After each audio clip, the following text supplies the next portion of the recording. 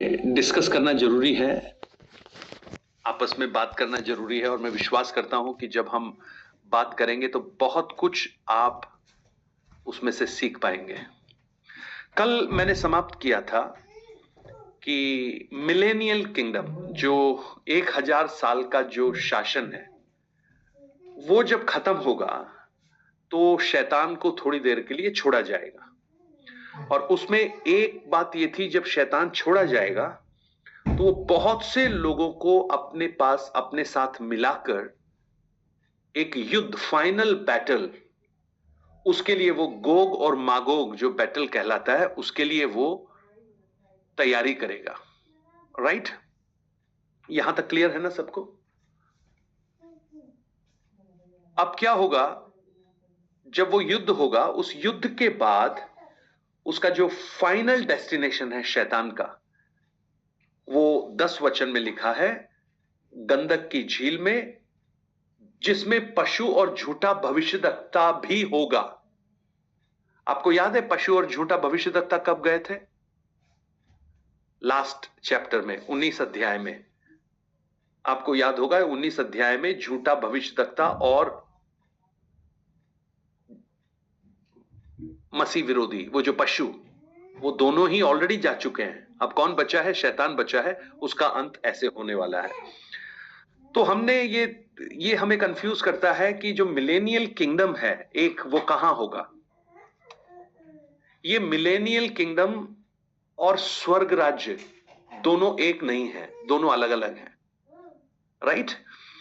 स्वर्ग जो है वो हमारी एटर्निटी है, और वो हम 21वें अध्याय से जब पढ़ना शुरू करेंगे तब हमें समझ में आएगा। क्योंकि 21 अध्याय को जब आप पढ़ेंगे, वहां पर देखिएगा पहले वचन में लिखा है, फिर मैंने आकाश और पृथ्वी और नई पृथ्वी को देखा।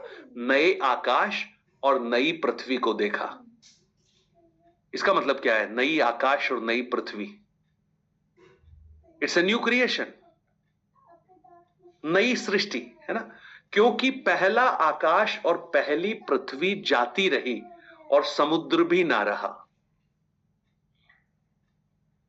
और वहां पर क्या देखा मैंने? फिर मैंने पवित्र नगर नए यरूशलेम को स्वर्ग पर से परमेश्वर के पास से उतरते देखा, और वह उस दुल्हन के समान थी जो अपने पति के लिए श्रृंगार किए हुए थी, है ना। ये इसके बाद जो हमारा जो समय होगा वो एटर्निटी का होगा। लेकिन जो 1000 वर्ष का जो शासन है वो इसी पृथ्वी पर होगा। और उस शासन में, उस 1000 वर्ष में कौन कौन होंगे, इसके बारे में कल मैंने आपको विस्तार से बताया था। 6 ग्रुप वहां पर होंगे, 6 समूह वहां पर होंगे। नंबर 1 यीशु मसीह होंगे, वो राज करेंगे। और वो कहां से राज करेंगे? यरूशलेम से राज करेंगे। उसके बाद जो पुनरुत्थान पाए हुए संत होंगे, रिजरेक्टेड सेंट्स। अब उन संतों में 3 कैटेगरीज होंगी। कौन कौन से? एक पुराने नियम के संत, दूसरे नए नियम के संत, और तीसरे उस क्लेश और महाक्लेश के समय में जो शहीद हो गए थे, उस विश्वास के खातिर जो उन्होंने मसीह पर रखा था, वो लोग वहां पर होंगे। 3 समूह। और वो 1000 साल तक शासन करेंगे। उनकी बॉडी जो होगी वो ग्लोरीफाइड बॉडी होगी, है ना। उसके बारे में अभी हम चर्चा करने वाले हैं। वो ना तो मरेंगे और ना वो कोई बीमारी उनको होगी, ग्लोरीफाइड बॉडी होगी। तीसरा जो समूह है वो है कलीसिया। कलीसिया कौन है? Bride of Christ. वो कब वहां पहुंचेगी? मसीह यीशु के दूसरे आगमन के पहले भाग में, जो बादलों पर उठा ली गई है। राइट? चौथा जो ग्रुप होगा वो कौन होगा? वो जो क्लेश और महाक्लेश के समय में जो बच गए लोग हैं, जिन्होंने अपने प्राणों को बचाया, भाग गए, कहीं छुप गए, है ना, किसी तरह से बच गए। भाई अगर आप सोचे उस क्लेश और महाक्लेश में एटम बॉम्ब भी गिर गए, न्यूक्लियर बॉम्ब भी गिर गए, है ना, भूकंप भी हो गया, तब भी लोग बच जाएंगे। वो जो बचे हुए लोग होंगे उनका समूह होगा जो उस समय होगा मिलेनियल किंगडम में। उन्होंने क्या किया उस समय? उन्होंने जब बचे तो उन्होंने प्रभु पर विश्वास किया, इसलिए वो भी वहां पर होंगे। पांचवा समूह होगा, ये जो लोग जो बचे थे ये तो साधारण व्यक्ति हैं, मॉर्टल हैं, शरीर में हैं, तो ये लोग शादी भी करेंगे, इनके बच्चे भी होंगे। तो वो जो बच्चे होंगे वो भी मिलेनियल किंगडम में होंगे। और छठा समूह जो होगा वो होगा एंजल्स, होली एंजल्स, पवित्र स्वर्गदूत। ये क्या करेंगे? ये प्रभु यीशु को उनकी किंगडम में, उनके राज्य में असिस्ट करेंगे, उनको हेल्प करेंगे, उनको सहयोग करेंगे। राइट, ये 6 समूह वहां पर होंगे। अब जो प्रश्न है जो कल हमने शुरू किया था वो डिस्कशन, मैं चाहता हूं कि अभी आप उसको जारी रखिएगा। आपको इसमें अभी कोई डाउट है तो आप पूछिए, क्योंकि उसके बाद हम कुछ और नए स्टेप में हम जा रहे हैं, उसी में आगे। Anybody have any doubt? जरूर होगा, पूछिए। सर ये जो पृथ्वी पर हम लोग रहेंगे तो इसमें स्वर्गदूत का क्या रोल रहेगा वो पूछ रहे हैं। स्वर्गदूतों का रोल ये होगा, जो आज स्वर्गदूतों का जो रोल है ना, आज भी तो कुछ रोल है ना स्वर्गदूतों का, जी है या नहीं? है आज है ना, वो हमें दिखाई दे रहा है? वो नहीं लेकिन हम अनुभव कर सकते हैं। वो कहीं ना कहीं उस परमेश्वर के कार्यों को इस पृथ्वी पर संपादित करने में मदद करते हैं। तो ठीक उसी प्रकार जब प्रभु यीशु इस पृथ्वी पर शासन करेंगे तो उस शासन में वो मसीह को सपोर्ट करेंगे, हेल्प करेंगे। ये उनका मेजर रोल होगा।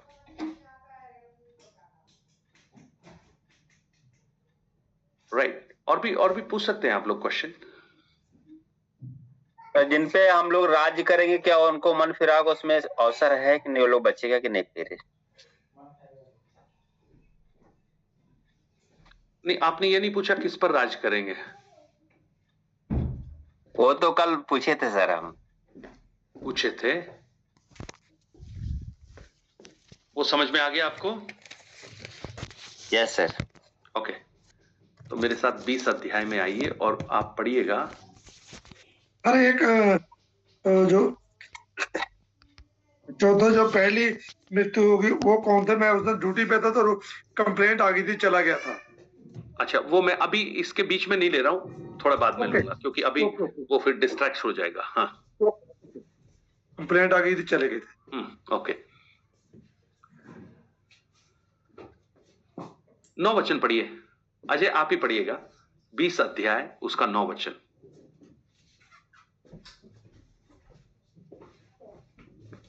20 अध्याय 9 पद।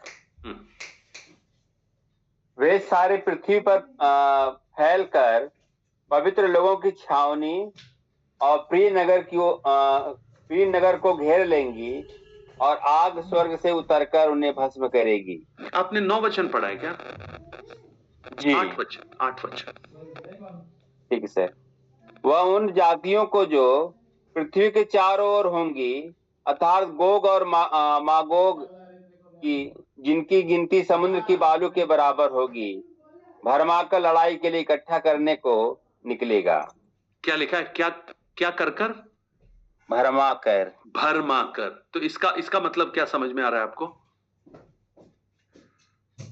नहीं, पूछ रहे सारे लोग भरमा लिए जाएंगे कि सर उसमें कुछ बचेंगे, वही मेरा प्रश्न था सर। नहीं, पूरे थोड़ी भरमाए। भरमाने का मतलब ही क्या है?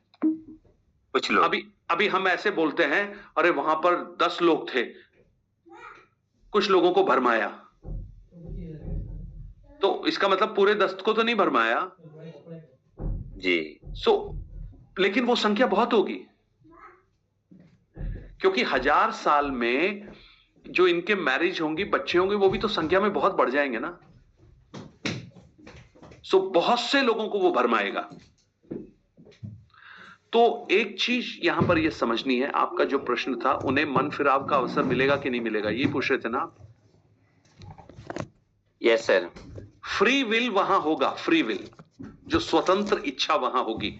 स्वतंत्र इच्छा वहां है, इसीलिए लोग भरमाए जा रहे हैं। अगर स्वतंत्र इच्छा नहीं होती तो ये भरमाते थोड़ी। प्रभु उन्हें फिक्स कर देता, उनके माइंडसेट को फिक्स कर देता, वो वही सोचते जो वो चाहता है। लेकिन यहां भी फ्री विल होगी, इसलिए बहुत से लोग भरमाए जाएंगे। Right, come on. और ये जो गोग और मगोग, ये जातियां हैं जो ये अभी होंगी या फिर अभी हैं? नहीं, एक्चुअली पृथ्वी के चारों ओर होंगी, अर्थात गोग और मागोग। गोग और मागोग एक्चुअली एक युद्ध को दर्शाती है, वो एक भारी संख्या को बताती है। और ये कौन है? जो भरमाए गए लोग हैं। तो वो आज तो होने का मतलब ही नहीं है। जी, thank you pastor ji.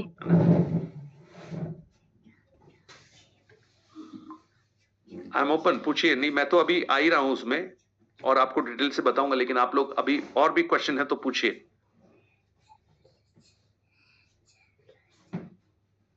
Anybody? Pastor जी, सिर्फ मृत्यु भी होगी तो वही लोग मरेंगे जो ये भरमाए जाने वाले लोग हैं? नहीं, 1000 साल के लिए नहीं। मॉर्टल बॉडी तो मरेगी ना। हाँ। अब दो तरह के लोग हैं ना वहां पर। हाँ। एक है इमॉर्टल। इमॉर्टल कौन है? जो मतलब कि जो हम लोग हैं, या फिर जो रिजरेक्शन हुआ, बॉडी, जिनका रिजरेक्शन हुआ है, वो तो इमॉर्टल है। पहला कुरिन्थी 15 अध्याय जब पढ़ेंगे, वहां पर लिखा है, पौलुस कहता है, अवश्य है कि ये मरणहार अमरता को धारण करे, ये नाशवान अविनाश को पहन ले। तो इमॉर्टल तो मरेंगे ही नहीं। लेकिन ये जो बचे हुए सर्वाइवर्स थे, जो ग्रेट ट्रिब्यूलेशन से बाहर आए थे, वो लोग मॉर्टल हैं, तो वो तो मरेंगे। लेकिन मरने का भी, कल हमने आयशया 65 में पढ़ा था, उनकी आयु कितनी लंबी लंबी हो जाएगी। यानी एक बच्चा भी 100 वर्ष का बच्चा कहलाएगा। तो उनकी लॉन्जिविटी बहुत होगी, पर वो मरेंगे क्योंकि वो मॉर्टल है। इब्रानियों 9:27 में क्या लिखा है? मनुष्य का एक बार मरना और न्याय का होना नियुक्त है। जो मॉर्टल है वो मरेगा। क्लियर कशिश? ओके पास्टर जी, क्लियर।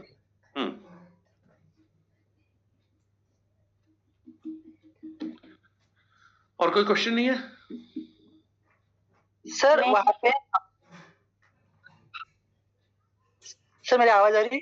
आ रही है सर, जैसे आपने कहा था ना कि 1000 साल तक यीशु मसीह भी हमारे साथ रहेगा, और वहां पे शांति का युग होगा, और उस शांति के युग में कोई लड़ाई तो नहीं होनी चाहिए। यीशु मसीह अगर हमारे साथ है 1000 साल तक, और अगर हमारे लोगों के पास फ्री विल है, और इमॉर्टल लोग अगर उनके ऊपर शासन करेंगे, तो फिर कहीं ना कहीं तो जब फ्री विल वालों को लगेगा ना ये हम पर शासन कर रहे, कहीं ना कहीं तो उनको बुरा लगेगा, उनके बीच में भी पाप होता रहेगा, तो फिर वो शांति वापस, लड़ाई झगड़ा वापस चालू हो सकता है ना? नहीं होगा, तब तक नहीं होगा जब तक शैतान रिलीज नहीं होगा। उसका कारण मैं बताऊं क्या है? फिर उनको भरमाएगा कौन? उनको, हाँ, 1000 वर्ष के बाद। वही हमने 19-20 अध्याय में पढ़ा है ना, 8 वचन में यही पढ़ा है, वो भरमाएगा। लेकिन वो कब है? जब 1000 वर्ष पूरे हो चुके होंगे। तो 1000 वर्ष तक देयर इज नो रिवोल्ट।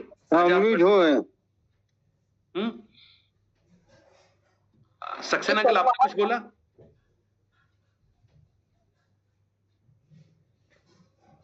या बोलिए। सर, तो फिर तलवार उनके मन तक रहेगी, और प्रभु यीशु मसीह तो उस समय यरूशलेम में उनका ये नगर है, तो कभी भी तलवार हो जो यीशु मसीह से बताते होंगे ना, उनको बताइए कि तेरे मन में जैसे कि इसको बताया था ना, काइन को बोला था, काइन हाबेल को, तो लोग उस समय भी यीशु मसीह समझाते होंगे ना लोगों को। देखो, इतना ये अब इसको समझने की, मैंने कल भी परसों भी इस बात को बताया था। ये इसलिए 1000 वर्ष का समय प्रभु ने रखा है कि मनुष्य की जो वास्तविक प्रवृत्ति है उसको वो उजागर करे। लोग ये ना कह पाए देखो परिस्थितियों के कारण मैं खराब हो गया, परिस्थितियों ने मुझे बदल दिया, लेकिन उनके मन में कहीं ना कहीं अंदर एक वो होगी। आवाज नहीं आ रही? मेरी आवाज नहीं आ रही क्या? आवाज क्लियर है, अंकल को नहीं है। अरे अंकल एक बार आप थोड़ा सा चेक कर लीजिएगा उधर आपके एंड पे। ओके, सो कहीं ना कहीं एक बिटरनेस होगी, लेकिन वो बिटरनेस एक्सप्लोर नहीं हो पाएगी क्योंकि शैतान नहीं है। लेकिन जैसे ही शैतान आएगा ना, वो क्या करना शुरू करेगा, उसको भरमाना शुरू करेगा। फॉर एग्जाम्पल मैं एक छोटा सा एग्जाम्पल दे रहा हूं, उसको आप समझने की कोशिश कीजिए। एक बच्चा स्कूल में पढ़ता है, कॉलेज में पढ़ता है, और उसके कॉलेज के बच्चे सिगरेट पीते हैं। अब वो बच्चा अपने घर में है, घर में अपने पिता के साथ है, ठीक है। अब पिता के साथ जब है वो बच्चों ने उसको बोला था यार सिगरेट होती है, उसने देखा, लेकिन उसकी हिम्मत नहीं है कि वो पी पाए क्योंकि पिता से वो डरता है, ठीक है। लेकिन अब क्या होगा, एक समय आएगा कि एक दूसरा व्यक्ति आएगा जो बहुत ही इंफ्लुएंशियल होगा। वो कौन है? वो शैतान है। शैतान आके उसको बोलेगा, जैसे आदम और हव्वा को बहकाया था। दूसरा कुरिन्थी 11 अध्याय में पौलुस क्या कहता है? मैं डरता हूं, मुझे भय है। जैसे शैतान ने हव्वा को भरमाया था, वैसे तुम्हें भी ना भरमा दे। तो 1000 वर्ष तक वो नहीं क्योंकि कर ही नहीं पाएगा। इसका मतलब शैतान है ही नहीं वहां पे, तो करेगा कैसे? अरे जब शैतान है ही नहीं तो आप पाप कैसे करोगे? लेकिन मन में अंदर तो कहीं ना कहीं एक बिटरनेस जरूर वहां पर है। लेकिन जैसे ही वो रिलीज होगा, वो इन्फ्लुएंस करना शुरू करेगा। फॉर एग्जाम्पल, आज भी इस बात को हम देख सकते हैं। एक व्यक्ति जब पवित्र आत्मा की भरपूरी में चलता है, एक घर में पवित्र आत्मा की भरपूरी है और पवित्र आत्मा में भरपूर होकर वो चल रहे हैं, वो वचन, मनन, प्रार्थना उसमें चल रहे हैं, उस घर में पाप नहीं होगा, क्योंकि उस परमेश्वरीय उपस्थिति उन्हें पाप करने से रोकेगी। लेकिन जैसे ही वो उससे अलग होकर उस शैतान की ओर बढ़ना शुरू होंगे, वो पाप उनके जीवन में होना शुरू हो जाएगा। तो 1000 वर्ष तक शैतान है ही नहीं। अब 1000 वर्ष के बाद जैसे ही वो आएगा, चलिए अब मैं आपको लेकर चलता हूं कि 2 टाइप्स ऑफ बॉडी, 2 प्रकार का बॉडी एक किंगडम के अंदर, एक राज्य के अंदर, ठीक है। चलो इसको समझ लो, उसके बाद हम पूछते हैं। एक ग्लोरीफाइड बॉडी, यानी पुनरुत्थान पाई हुई बॉडी। वो कौन है? कलीसिया। वो कौन है? पुराने नियम के विश्वासी। और वो कौन है? मार्टियर्स, जो शहीद हो गए थे, ठीक है। पहला कुरिन्थी 15 अध्याय 52 से 54 वचन तक पढ़िएगा। पहला कुरिन्थियों उसका 15 अध्याय 52 वचन से लेकर 54 तक वचन। अनीता सिस्टर आप निकालेंगे ना फटाफट? 15 का 52, 52 to 54 जी। और ये क्षण भर में पलक मारते ही अंतिम तुरी फूंकते ही होगा, क्योंकि तुरी फूंकी जाएगी और मुर्दे अविनाशी दशा में उठाए जाएंगे और हम बदल जाएंगे, क्योंकि अवश्य है कि ये नाशवान देह अविनाश को पहन ले और ये मरणहार देह अमरता को पहन ले। और जब ये नाशवान अविनाश को पहन लेगा और यह मरणहार अमरता को पहन लेगा, तब ये वचन जो लिखा है पूरा हो जाएगा, जय ने मृत्यु को निगल लिया। नाशवान अविनाश को, मरणहार अमरता को, इसे बोलते हैं इमॉर्टल। इस बॉडी की खासियत है, ये कभी मरेगी नहीं। ये ग्लोरीफाइड बॉडी है, ग्लोरीफाइड। और इसमें ना तो पाप है, कोई सिंफुल नेचर इसके अंदर नहीं है। ये बिल्कुल वही है जो आदन की वाटिका में उस फल को खाने से पहले जो मनुष्य था, वही रूप में हमें वापस प्रभु बनाएगा। राइट? ये क्या करेंगे? इनका रोल क्या है? ये वहां पर क्या कर रहे होंगे? ये रूल कर रहे होंगे, ये शासन कर रहे होंगे प्रभु के साथ में। अगर प्रकाशित वाक्य 5 अध्याय उसके 10 वचन को जब पढ़ेंगे, वहां पर देखिए क्या लिखा है। प्रकाशित वाक्य 5 का 10 वहां लिखा है, और उन्हें हमारे परमेश्वर के लिए एक राज्य और याजक बनाया, और वे पृथ्वी पर राज करते हैं। ये कौन होंगे? ये होंगे प्रीस्ट, ये होंगे रूलर्स, एडमिनिस्ट्रेटर्स, किंग्स, है ना। वो अलग अलग रूप में उनको वहां पर रखा जाएगा। प्रकाशित वाक्य 20 का 6 जब पढ़ेंगे, 20 के 6 में देखिएगा, धन्य है वह पवित्र जो उस पहले पुनरुत्थान के भागी हैं, ऐसों पर दूसरी मृत्यु का कुछ भी अधिकार नहीं होगा, और वे परमेश्वर और मसीह के याजक होंगे और 1000 वर्ष तक शासन करेंगे।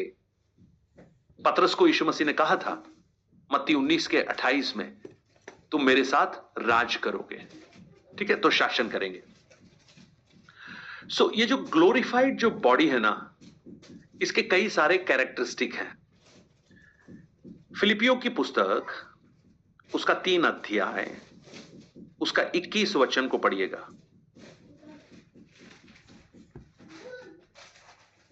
3 का 21 और अपनी शक्ति के उस प्रभाव के अनुसार जिसके द्वारा वो सब वस्तुओं को अपने वश में कर सकता है, हमारी दीनहीन देह का रूप बदलकर अपनी महिमा की देह के अनुकूल बना देगा। हमारी दीनहीन देह, इंग्लिश में लिखा है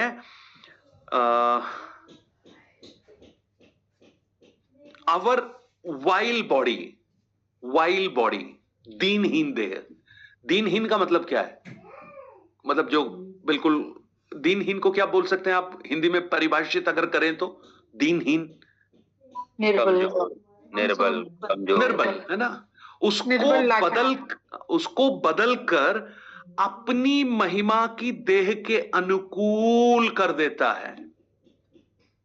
इंग्लिश में लिखा है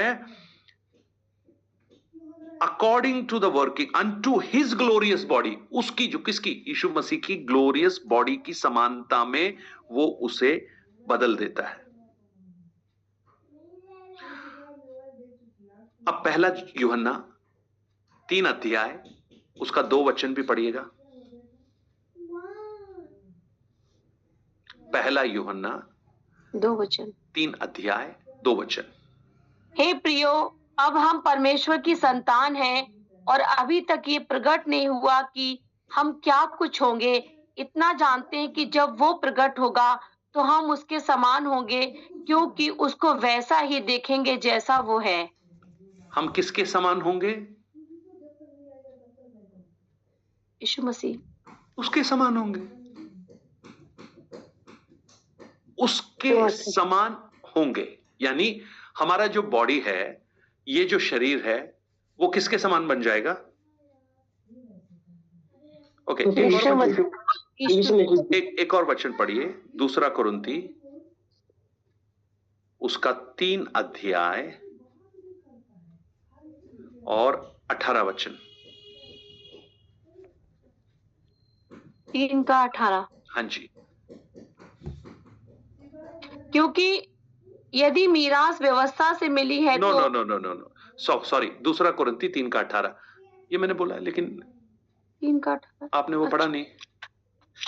परंतु जब हम सबके उघाड़े चेहरों से प्रभु का प्रताप इस प्रकार प्रकट होता है जिस प्रकार दर्पण में, तो प्रभु के द्वारा जो आत्मा है, हम उसी तेजस्वी रूप में अंश अंश कर कर बदलते चले जाएंगे। सो ग्लोरिफाइड बॉडी का जो मैं अगर संक्षेप में बोलूं, मैं काफी चीजें अभी बताऊंगा, तो आप समझ लीजिए हम प्रभु की समानता में होंगे, उसकी बॉडी की समानता में होंगे। राइट, आगे बढ़िए। इसके जो कैरेक्टरिस्टिक हैं, एक, ये मरती नहीं है, एजिंग कोई फर्क नहीं पड़ती। जैसे आज हमारी एज बढ़ने के साथ साथ झुर्रियां आ जाती हैं, घुटनों में कमी आती है, कमर में दर्द आती है, बीपी शुगर की प्रॉब्लम होती है, ये सब कुछ उस बॉडी में नहीं होगा। ये कभी डिके नहीं होगी। डिके का मतलब ये खत्म नहीं होगी।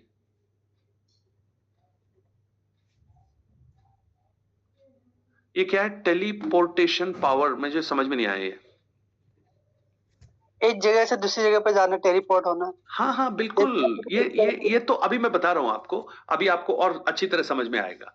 अगर आप आदन की वाटिका को देखेंगे, करीब 3000 स्क्वायर किलोमीटर था और उसकी रखवाली करने के लिए सिर्फ 2 लोग थे, आदम और हवा।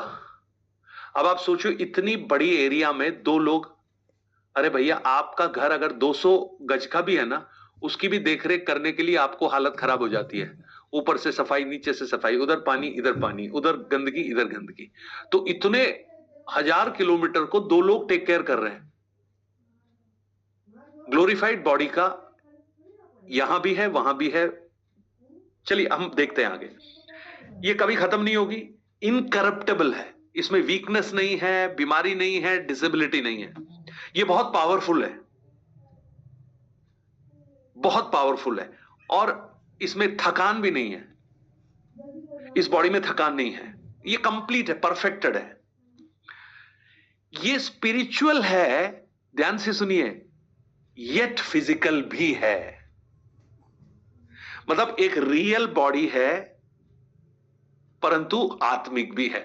अभी आगे जब हम चलेंगे तो आपको समझ में आएगा। इसको पहचाना भी जा सकता है। यीशु मसीह का जब पुनरुत्थान होने के बाद 3 दिन के बाद, जब यीशु ग्लोरीफाइड बॉडी को प्राप्त किए थे और जब वो स्वर्ग की ओर जा रहे थे, तो मरियम ने जब उसको देखा तो मरियम ने पहचाना या नहीं पहचाना? जब यीशु अपने चेलों के पास आया, यीशु को देखकर उन्होंने पहचाना कि नहीं पहचाना? पहचाना। यीशु यूहन्ना 20 अध्याय में हम पढ़ते हैं, पहचाना। हाँ पहचाना। यूहन्ना 20 अध्याय में आइएगा एक बार, आपको उस बॉडी का थोड़ा सा कुछ समझ में आएगा। ओके, ये वो जगह है जहां पर चेले सब बैठे हुए हैं और यीशु वहां पर आ जाते हैं। 20 अध्याय में है ना? ये 21 में है। 21 में 21 में है ना? 21 में पढ़िए। 21 में 20 का 19 20। हाँ? पढ़िए।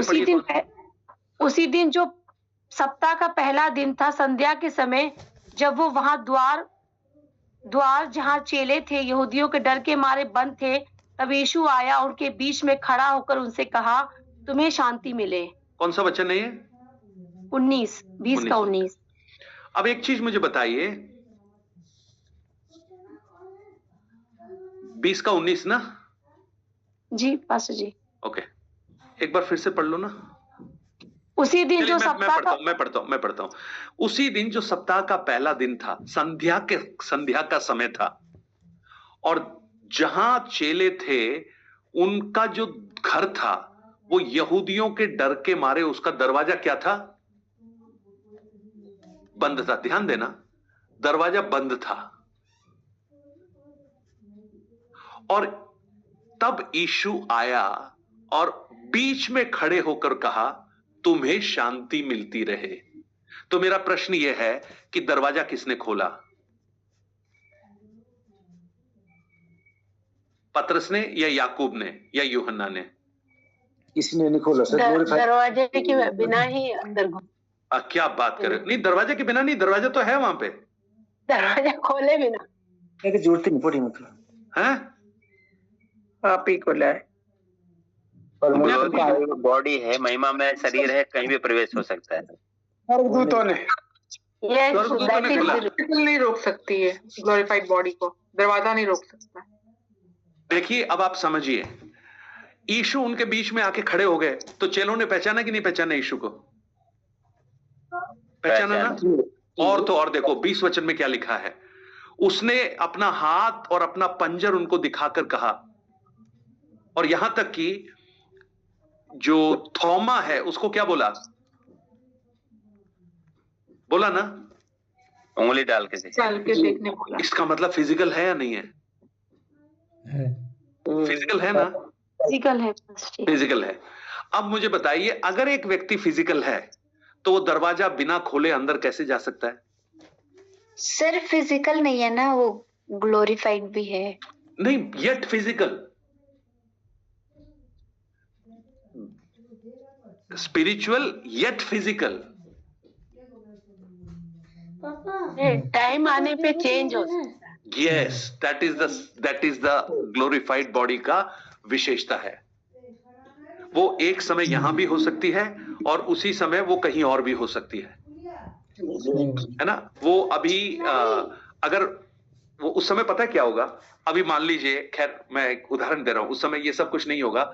मान लो अभी मैं जयपुर में हूं और ये जूम की क्लास ले रहा हूं और मैं ग्लोरिफाइड बॉडी में हूं, तो मैं जैसे जूम की यहां पे क्लास ले रहा हूं तो अगले ही पल मैं केहर सिंह जी के यहां पे पहुंच जाऊंगा और उनके कमरे में जाके उनको प्रेज द लॉर्ड करके वापस जयपुर में वर्गीस अंकल के पास में आ जाऊंगा और वहां उनको जय मसीह की बोलूंगा और उसके बाद में सीधा मैं वहां से सक्सेना अंकल के पास दिल्ली में पहुंच सकता हूं और ये सब करने में मुझे 1 मिनट भी नहीं लगेगा। हम इसको विश्वास कर सकते हैं क्या? Can we believe this? नहीं। पता है क्यों? क्योंकि हमारी जो बॉडी है ना, हम बहुत वीक है, हमारी बॉडी में बहुत लिमिटेशन है। सो अभी आप देखिएगा और आगे चलते हैं, आपको समझ में आएगा। अब ये जो है ना, ये ह्यूमन इन फॉर्म है, परंतु कोई घोस्ट या भूत जैसा नहीं दिखता है, वो मनुष्य जैसा ही दिखता है। उसको देख के अरे हम पहचानेंगे। एक बड़ा अच्छा उदाहरण है,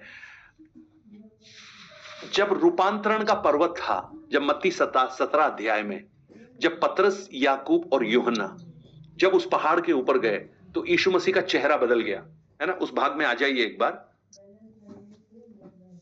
मत्ती रचित सुसमाचार 17 अध्याय। 6 दिन के बाद पतरस, याकूब और यूहन्ना, उस भाई यूहन्ना को साथ दिया और एकांत में ऊंचे पहाड़ पर यीशु ने ले गया और उसके सामने उसका रूपांतरण हुआ, रूपांतरण, और मुंह सूर्य की नाई चमकने लगा और उसका वस्त्र ज्योति की नाई उजला हो गया। और तब क्या हुआ, मूसा और एलिया उसके साथ बात करते हुए उन्हें दिखाई दिए। मूसा और एलिया, वो भी ग्लोरिफाइड थे, इसलिए कहीं भी आ सकते थे, पहाड़ पे भी आ सकते थे। पतरस, याकूब, यूहन्ना तो बड़ी मुश्किल से चढ़ के गए होंगे, लेकिन मूसा, एलिया वहां पे उड़ के आ गए और पतरस और याकूब, यूहन्ना ने उनको पहचान भी लिया। दोनों में पता है कितना फर्क है? मूसा और एलिया में और पतरस में एज, मतलब टाइम ड्यूरेशन हजारों सालों का फर्क है। और आज के जैसे क्लाउड में कोई फोटो सेव नहीं करके रखी थी पतरस ने मूसा और एलिया की, कि देखते ही पहचान ले। आज हमने मूसा के बारे में बहुत कुछ सुना है ना कशिश, सुना है ना बहुत कुछ। मूसा हकला था, मूसा के हाथ में लाठी थी, लेकिन सच बताओ, अगर सच का मूसा तुम्हारे सामने आके खड़ा हो जाए तो तुम पहचान पाओगे उसको? अगर वो बोलेगा भी ना मैं मूसा हूं, तो आप बोलेंगे अरे भाई कौन सा मूसा, क्या मूसा? नहीं पहचानेंगे। लेकिन उस समय का जो नॉलेज होगा ना हमारा, वो नॉलेज ह्यूमन नॉलेज नहीं होगा, वो ग्लोरीफाइड नॉलेज होगा। सो ये ह्यूमन फॉर्म होगा, बट वो कोई घोस्ट जैसा नहीं होगा, उसको टच किया जा सकता है। वो खाना भी खाते हैं। यीशु मसीह ने खाना खाया कि नहीं खाया रिजरेक्शन के बाद में? खाया ना? खाया। मछली खाया। पास्टर जी, एक और बात था, एक बात को कैसे ग्लोरीफाइड बॉडी मिल गया? पास्टर जी, एक और बात। हाँ बोलिए। मैं ये पूछना चाहती हूँ, आप बोले ना कि वो जो है पहचान सकते हैं उनको देखने से, माने पहचाना जा सकता है। पर इमाउस में जब वो जा रहे थे, यीशु उनके साथ हो लिए, क्लियोपास और मरियम के साथ, तो उस टाइम बाद में पहचान लिया, लोग जो है पूरा बाद में पहचाना, पर यीशु जो है, यीशु का रूप वो सेम नहीं रहा होगा, तभी उन्हें पहचाना नहीं। वो नहीं, उसने अपने आप को कैसे शो किया, ये हमको रोटी जब तोड़ा, तब तोड़ के दिया, तब जब उनकी आंखों को खोला। आज भी हम स्पिरिचुअल रेलम में पहचान कहां पाते हैं? यीशु मसीह ने क्या कहा, तुम देख के भी पहचान नहीं पा रहे हो, सुनते भी तुमको समझ में नहीं आ रहा है। आत्मिक रूप से हम लोग ब्लाइंड है, लेकिन उनकी बुद्धि को परमेश्वर ने खोला, उन्होंने पहचाना उसको।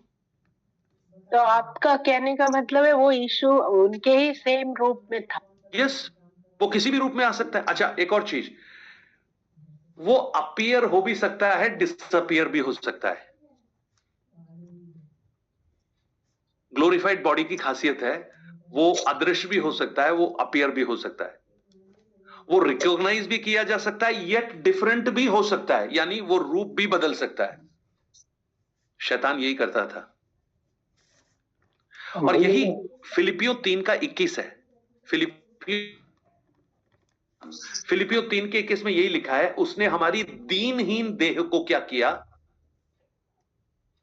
बदलकर अपने समान बना दिया। ओके अमित, क्या कह रहे हो तुम? भैया जब नंबर दीदी ने पूछा ना, उसका आंसर लूका 24 के 15 में है। उसमें ये लिखा हुआ है, और जब वे आपस में बातचीत और पूछताछ कर रहे थे तो यीशु आप पास आकर उनके साथ हो लिया, परंतु उनकी आंखें ऐसी बंद कर दी गई थी कि उसे पहचान न सके। ये साफ लिखा हुआ लूका 24 के। उसके बाद जब खोला, जब उनकी आंखें खोली तो उनको समझ में आ गया। राइट, मेरा कहने का मतलब है वो जो ग्लोरीफाइड बॉडी है ना, वो फिजिकल बॉडी भी हो सकती है, वो स्पिरिचुअल भी है, एट ए सेम टाइम हो सकती है, यीशु मसीह की बॉडी के समान। यीशु मसीह अदृश्य थे, यीशु मसीह दिखाई भी दे रहे थे, दरवाजे के अंदर भी आ रहे थे, वो खा भी रहे थे, है ना। और यहां तक कि उनका रूप जब पहाड़ पर खड़े थे तो वो उड़ के भी चले गए, उड़ के चले गए ना, वो स्वर्ग की ओर चले गए ना 40 दिन के बाद में। तो ये जो बॉडी है, यशायाह 65 अध्याय उसके 20 वचन को जब पढ़ते हैं, ये मॉर्टल बॉडी के बारे में लिखा है, यशायाह 65 का 20। चलिए एक बार पढ़ लीजिए। हाँ 65 का 20। फिर उसमें फिर ना तो थोड़े दिन का बच्चा और ना ऐसा बूढ़ा जाता रहेगा जिसने अपनी आयु पूरी ना की हो, क्योंकि जो लड़कपन में मरने वाला है वह 100 वर्ष का होकर मरेगा। चलिए वो मॉर्टल बॉडीज है ना, वो मॉर्टल बॉडीज है, उसको आज नहीं टच करते हैं, कल करेंगे। आज तो ये इमॉर्टल के बारे में बात करते हैं, जो ग्लोरीफाइड बॉडी है उसी के बारे में बात करते हैं। समझ में आ रहा है क्या ग्लोरीफाइड बॉडी के बारे में? थोड़ा थोड़ा समझ में आ रहा है? मैं आपको कहूं, जितना आपको समझ में आ रहा है उतना ही मुझे भी समझ में आ रहा है।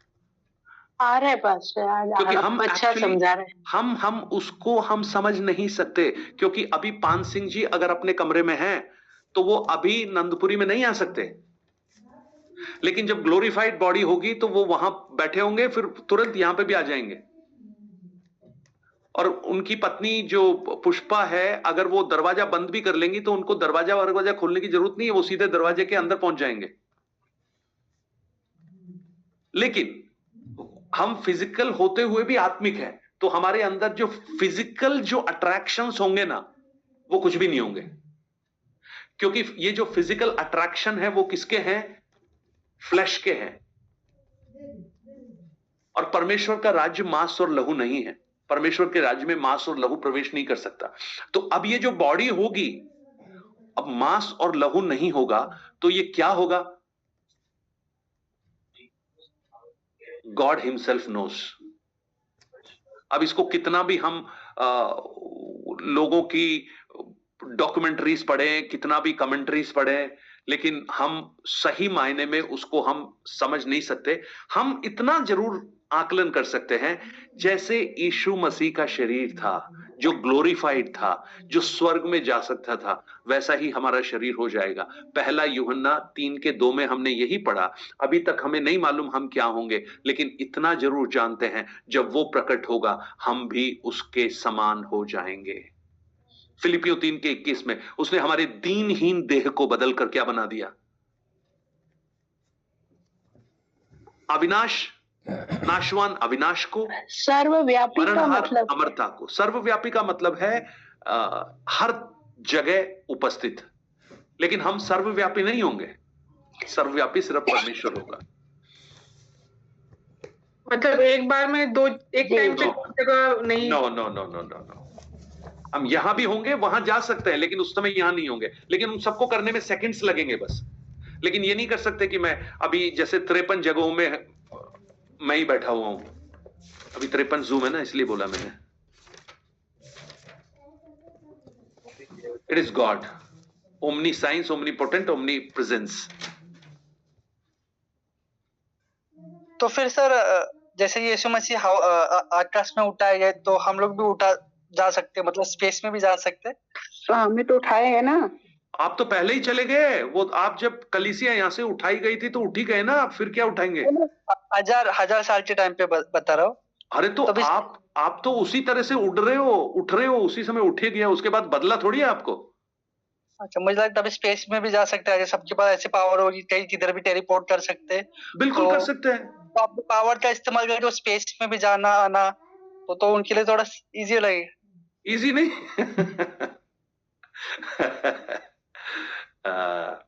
बिल्कुल जा सकते हैं। परे जा रहे हैं। बिल्कुल जा सकते हैं, तो स्पेस टूल भी हो जाएगा।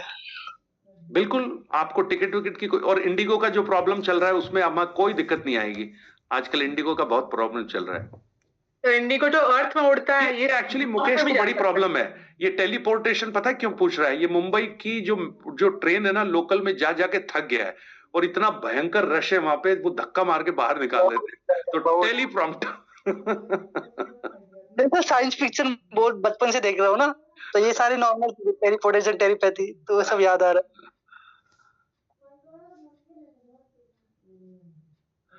फिर से मैं बोलूं, पहला कुरिन्थी 12 अध्याय में लिखा है, पौलुस कहता है अभी हम दर्पण में धुंधला देखते हैं लेकिन एक दिन आमने सामने हम देखेंगे। अभी हमको ये समझना बहुत मुश्किल है। अरे यीशु मसीह ने स्वर्ग राज्य की तुलना जब की तो बड़े बड़े दृष्टांत बताए, लोगों को समझ में नहीं आ रहे थे।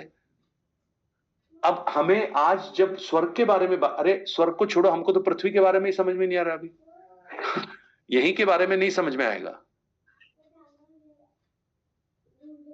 अब यही जो हमारी जो ये जो सृष्टि है ना, भारत में है, भारत से बाहर निकल जाएं या अलग अलग कंट्रीज में चले जाएं तो वहीं की चीजें देख के हम हैरान हतप्रद हो जाएंगे, ये क्या है भाई? मतलब ऐसे ऐसे क्रिएशन है, ऐसी ऐसी क्रीचर्स हैं, हमको समझ में नहीं आएगा क्योंकि हमने तो अपने वातावरण में, अपने एनवायरनमेंट में उन्हीं चीजों को देखा है जो हमारे अनुभव में आई हैं, हमारे सामने आई हैं। तो हम स्वर्ग की बात कर रहे हैं जो किसी ने नहीं देखा। तो किसी ने नहीं देखा तो ना तो उस पर कोई डॉक्यूमेंट्री बनी है। जो सबसे ऑथेंटिक जो नॉलेज, इंफॉर्मेशन जो स्वर्ग के बारे में देती है वो पवित्र शास्त्र बाइबल है।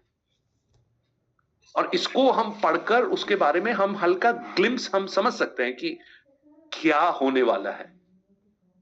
और बहुत सारे वचन हैं जो हमें इसके रेफरेंसेस देते हैं, इसके बारे में हमें बताते हैं।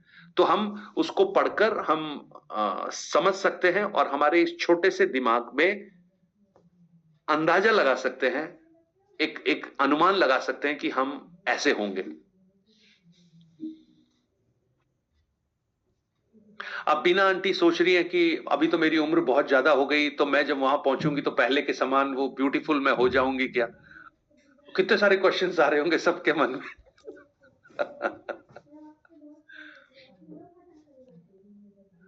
अभी इमानुएल जी सोच रहे होंगे वहां पर ये पगड़ी मुझे वहां भी रखनी पड़ेगी क्या? ये भी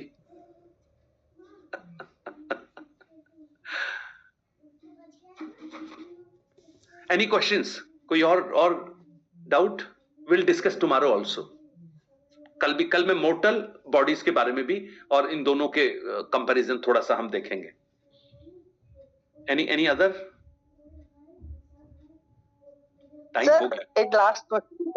हाँ, बस यही कि जब खाना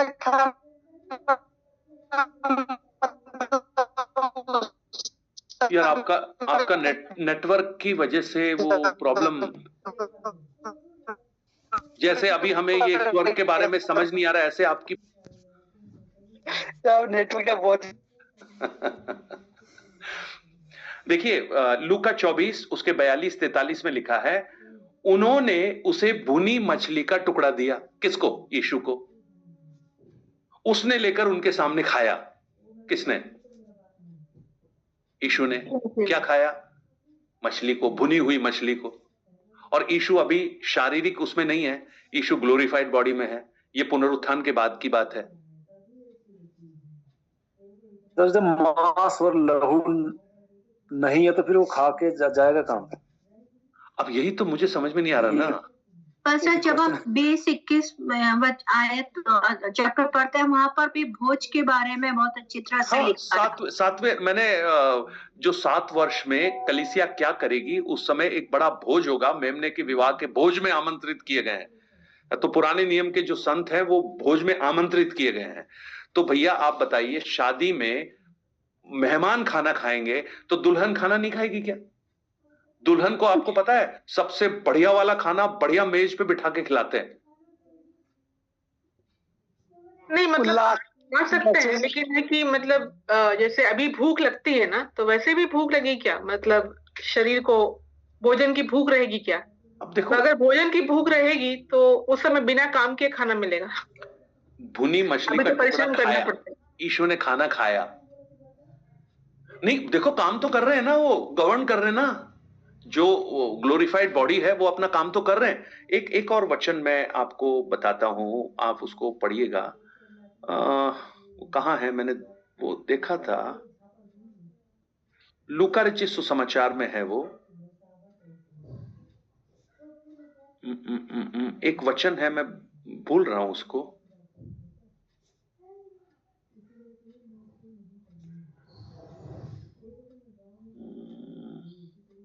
मतलब अभी हम लोग अर्थ में लेबर कैटेगरी में है ना, मेहनत करके खाते हैं।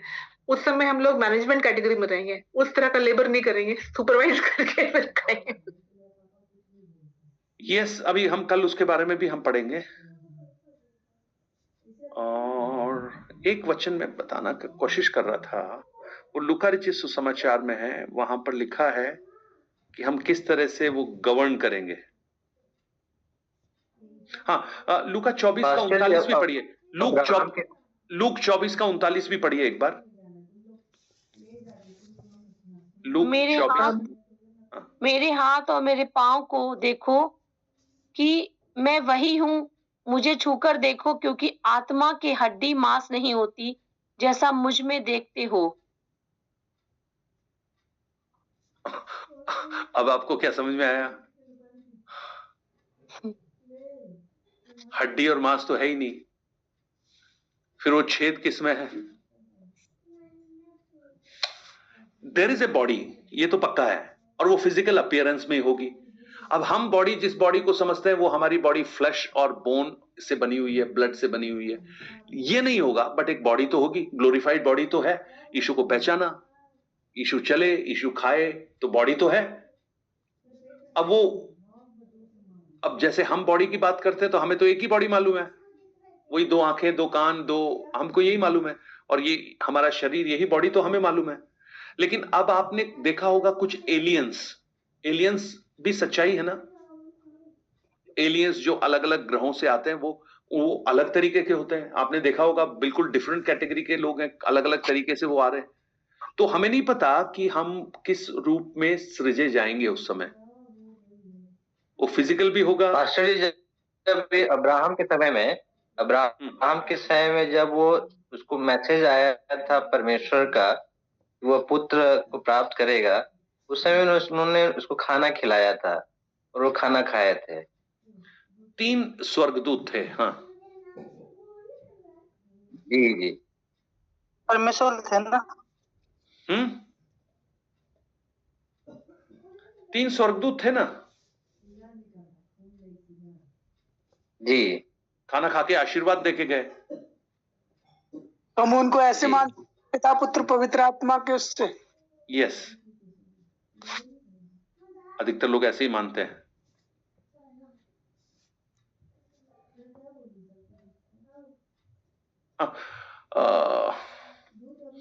तब सिखाने वालों की चमक आकाश मंडल की सी होगी और बहुतों को धर्मी बनाते हैं वे सर्वदा की नाई प्रकाशमान रहेंगे। सिखाने वालों की चमक आकाश मंडल की सी होगी। ये वचन मुझे बहुत पसंद है, क्योंकि मैं अपने आप को सिखाने वाला टीचर मानता हूं। तो टीचर की चमक आकाश मंडल की सी होगी। Daniel 12 verse 3। Daniel chapter 12 verse 3।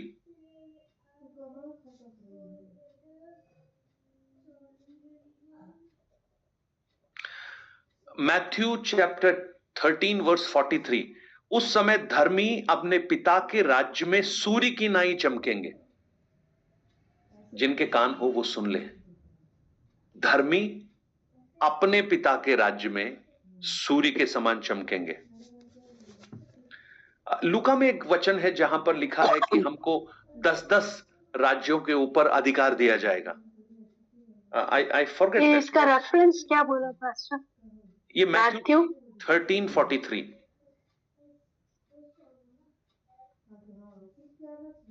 चलिए, ग्लोरीफाइड बॉडी के बारे में हम कल और चर्चा करेंगे, मॉर्टल बॉडी के बारे में भी चर्चा करेंगे, ठीक है।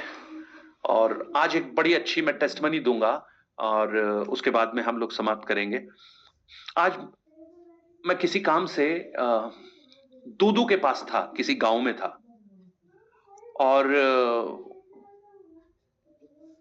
जाते हुए बहुत तेज गए, बहुत जल्दी पहुंचना था। जब वापस आ रहे थे तो हम हाईवे पे नहीं थे, हाईवे से अंदर एक गांव में थे। और जब गांव से वापस आ रहे थे तो हमारे साथ कुछ और लोगों ने ज्वाइन किया हमें, तो हमें उनको ड्रॉप करना था। और वो पूरे रास्ते में कंस्ट्रक्शन चल रहा था, रोड वाइडनिंग का काम चल रहा था, तो गाड़ी बहुत स्लो थी और मेरी कार नहीं थी, एक टोयोटा फॉर्च्यूनर थी, मैं ड्राइव कर रहा था।